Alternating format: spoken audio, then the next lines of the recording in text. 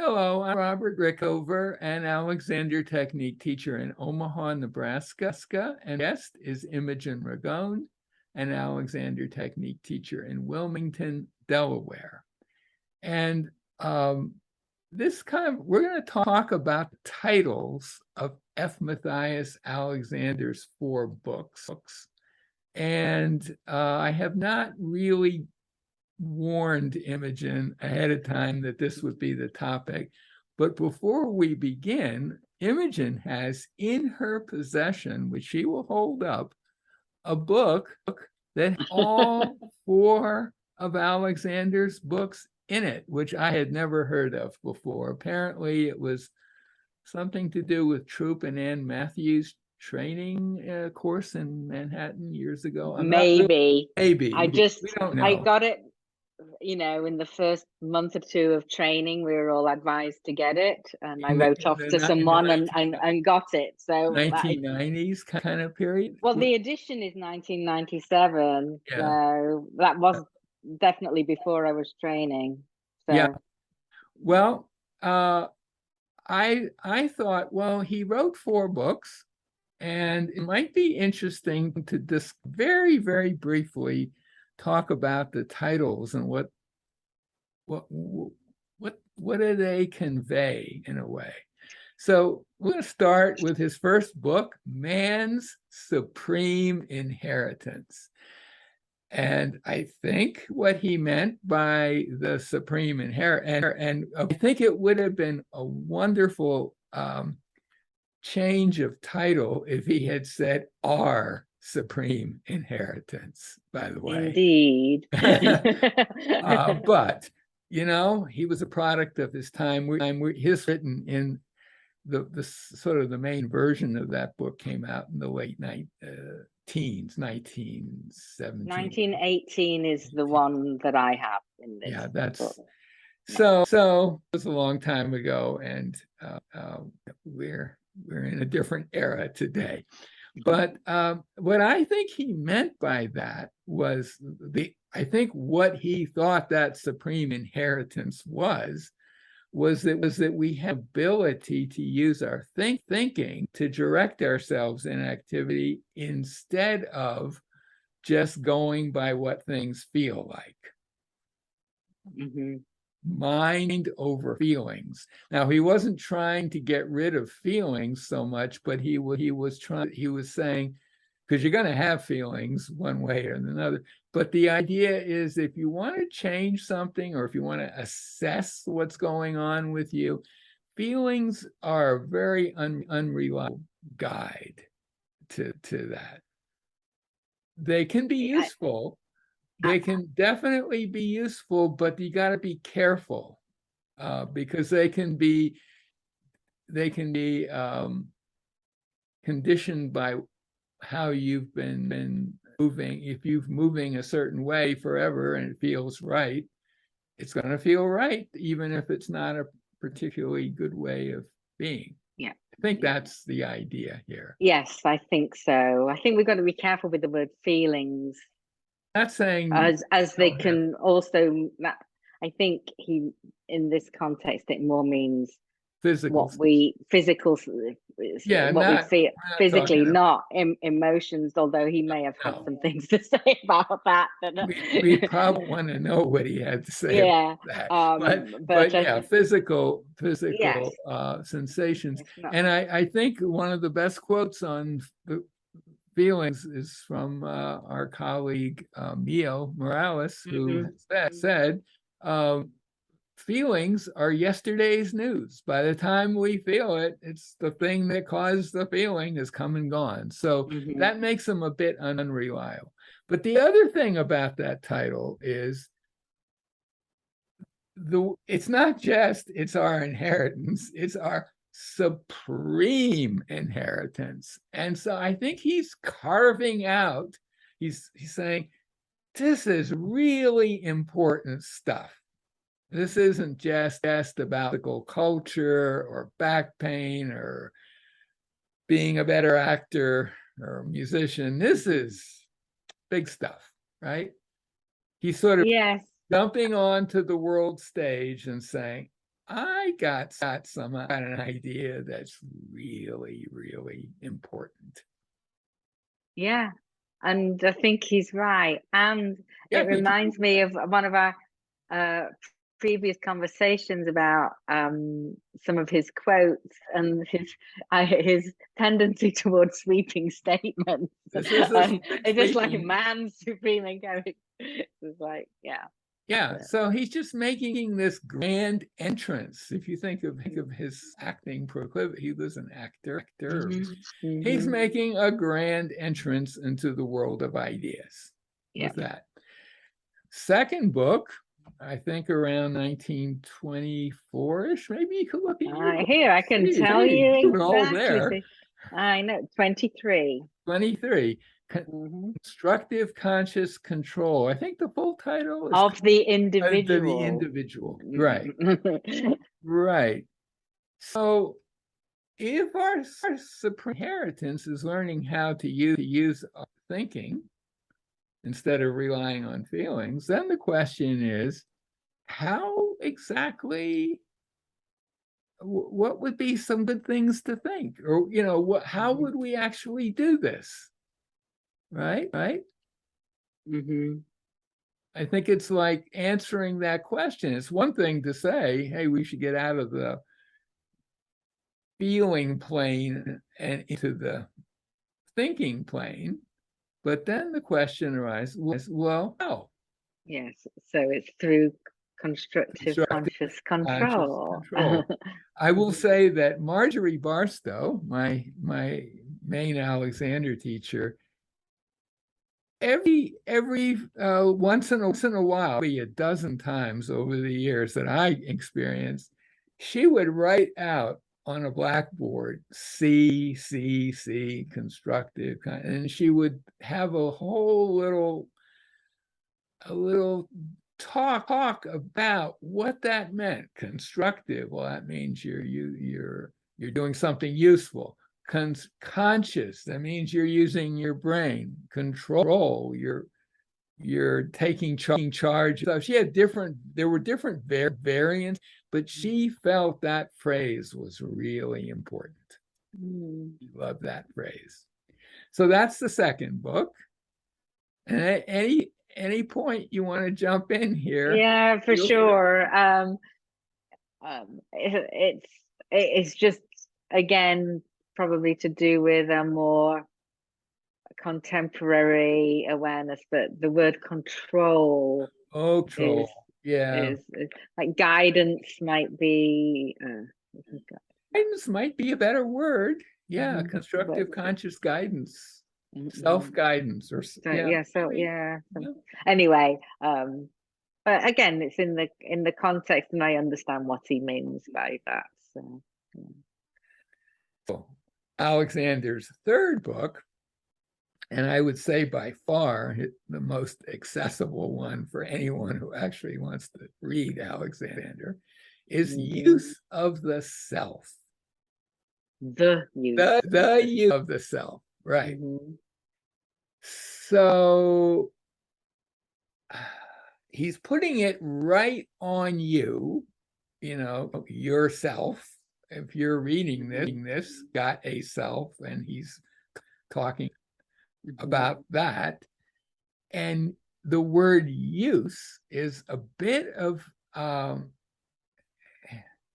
in the Alexander world, the word use has a really important, it's a really important word. It refers to how you use yourself in any particular situation. Do you use yourself well, or do you put strain on yourself doing things so you're using the constructive conscious guidance, or are you moving out of or reacting out of habit, or yes.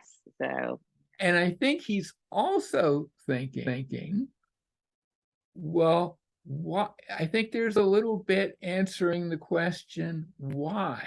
Why would you want to be interested in man's supreme inheritance and constructive conscious control? I mean, they sound great. What's in it for me, the reader? And I think what's in it for you, the listener or reader or whoever, is that if your use is better, your functioning will be better. Yeah. Just a little aside here, Alexander was an Australian and very interested in horses and horse races. He was a bit of a gambler on horse races, and he is reputed on pretty well because he would go down before the race and look at the horses as they were being walked around or walking and whatever they do before a race. And he would sort of take a look. How's that horse using themselves today? And it might be better or worse than the odds would suggest. And he would take that into account because the way they use themselves, just the ordinary pre-race situation, was likely to be kind of like the way they used themselves when they were actually racing. Whatever patterns existed with walking was very likely be similar. Yeah. Exactly. So that's use of the self. So he's so just out of interest, that was published in 1932. So it's like they're coming in that more or less 10-year. Oh no, the first one's a little bit shorter, but apart from that, kind of 10-year-ish in right. And increments. Just with regard to that book, he was working on it in early 30s. Marjorie Barstow was around.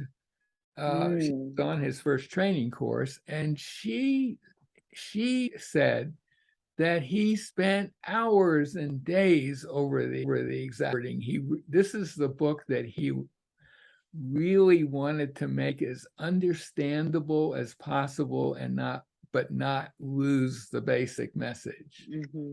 And it's shorter than all the others, quite a bit, and it's definitely the most readable of his books, I would say. Yeah, I agree. So that's Use of the Self, book number 3. And then we have the fourth book, which I think the first edition maybe came out in the 1930s, 1940s. I get this is copyrighted as 1941. 1941. Certainly the one in... No, I think 41 is right. That book is called Universal Constant in Living. I got the exact title. Yeah, The Universal Constant in Living. Yeah. So he's introduced a term that I don't think appeared anywhere earlier. Universal constant. What does that mean? Here's my take on it. Wary of delving into Alexander's brain on this, but my take on it is that in a sense, there are only two, at any moment in time, it's probably the case that one of two things is going on you, the person reading the book or anyone.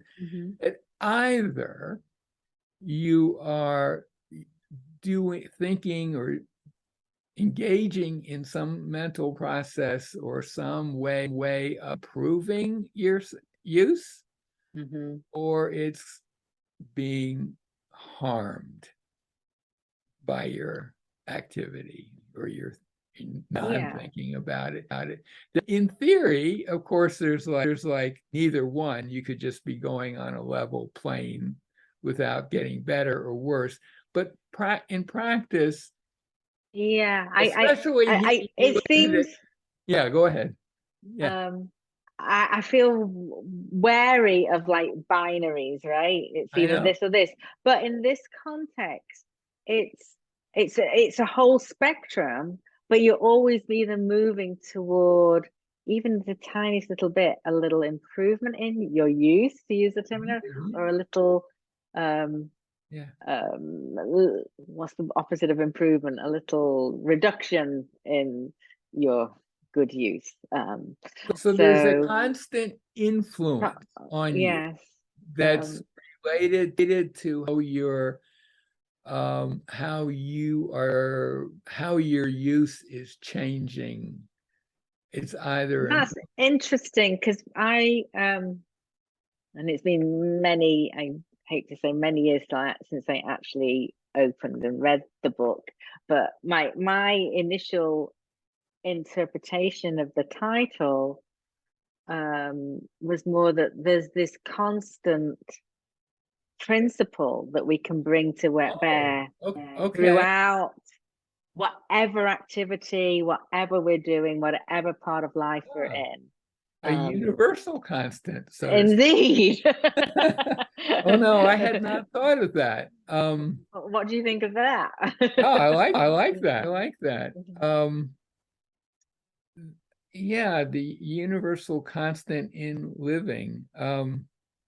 Yeah, that might be the best explanation I've heard, actually. As I remember from reading, it's been a while since I read that book also. But I think, if I'm maybe wrong about this, that he was talking a little bit, he was a little bit thinking about specifically about the head-neck relationship. That relationship, which to him, he coined this term, what was that thing? This was the primary control. Wow. I don't think he did coin it. Oh really? I think it might have come from. Anyway, he took off with it. I'm sure one of our listeners, viewers can let us know. We want to hear too. But it's definitely a concept he's used in terms of the Alexander technique. Yeah. Well, he did certainly feel that the relationship between your head and your spine, really your neck or nexo combination, was something that was either moving you towards an improved use or less good use. So I think part of that idea, the importance of this head-neck relationship, but at any event, that it's just like with the use of yourself, how you use yourself is important. But here it's not just important, it's affecting you all the time, one way or the other. Exactly. And the suggestion was maybe it'd be well to nudge it in the direction of helping you. Yeah. Which is going to involve that you could bring to bear a little constructive conscious control. And reach and take advantage of your supreme inheritance. Yeah. I mean, I think that's how I see it. I don't know at all whether Alexander was thinking along these lines when he came up with these titles, but there they are, and they seem to have a little bit of a pattern. They do. I can see what you mean now, how they kind of build. Yeah, they build on each other, and then they reflect back on each other. So, anything you want to add? We're going to. I would just, before you say anything, anyone has any ideas about this that we haven't talked about, we'd love to hear them. So, anything else you want to add to our talk?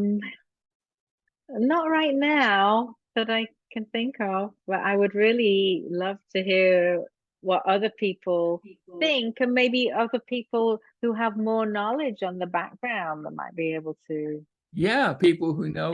Some there are those experts in the Alexander world. Yeah, which I'm certainly not. No, me neither. I did earlier. The Use of the Self is certainly his accessible book, but there's another book that I think, if anyone listening to this is sort of motivated to actually read his books or revisit them, and they don't want to read all of them because that take all. There is a book and I don't know Oh, do the you mean the one that was done by a newspaper man. Yeah, Imogen is searching for the book. yes, I don't. It's we'll find it. I've got a copy here somewhere. I'll find it. The Essential Writings of F.M. Alexander? No, that's my Zell's book. There's a book that's like, it's basically a summary. It's a shortened version of his books. They're all combined I don't think I have that. one. Ah. I'll send you a link. Mm-hmm. I think you can get it through what's his name, Fisher's. John, what's his name? Yes. So the history of the book is Alexander was engaged and had a libel suit that he had brought to bear in 1949, I think, against an South African person who had disparaged his work. I don't know all the details of that. And this book was written to be put in evidence in the trial, and it was written by a journalist who that Alexander knew. And I think it's called the Authorized Summaries of Alexander's book, something like that. And Alexander is said to have initialed or checked each page. Like he did have his blessing, as he felt, yes, this guy has captured it.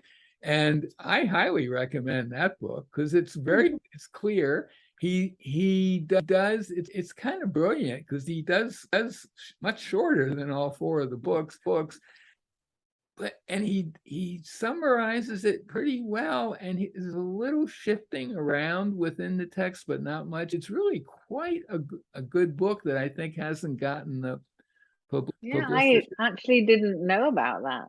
So, well, any of our Alexander friends, I'll make sure to get the title. And I think Gene Fisher, right? Yes. He has it there. I'll check and see. Yeah. I don't think it's something you'll get on Amazon. No, the name of the press is on the tip of my tongue, but I can't bring it. Moritz, yes, that's it. I'll put a link to that. That's a great place to get any of the more obscure stuff and just thing. I mean, out of print stuff and that kind of thing. So, anything you want to add to our title discussion? I don't think so. Very interesting as always, Robert. Please, listeners, viewers, let us know what you think. We'll just come back to it. So, my guest today has been Imogen Ragone, an Alexander teacher in Wilmington, Delaware. Thank you so much. You're very welcome.